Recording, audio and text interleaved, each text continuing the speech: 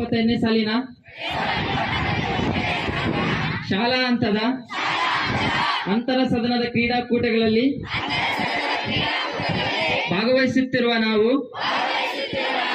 ಕ್ರೀಡಾ ಮನೋಭಾವನೆಯಿಂದ ಕ್ರೀಡಾ ನಿಯಮಗಳಿಗೆ ಬದ್ಧರಾಗಿ ತೀರ್ಪುಗಾರರು ನೀಡುವ ಕ್ರೀಡಾ ನಿಯಮಗಳಿಗೆ ಅನುಗುಣವಾಗಿ ಸೋಲು ಮತ್ತು ಗೆಲುವು ಸಮಾನವಾಗಿ ಸ್ವೀಕರಿಸಿ ಯಾವುದೇ ರೀತಿಯ ಅನುಚಿತ ವರ್ತನೆ ತೋರದೆ ಕ್ರೀಡಾ ಹಿರಿಮೆಗಾಗಿ ಶಾಲಾ ಹಂತದ ಕ್ರೀಡಾಕೂಟಗಳಲ್ಲಿ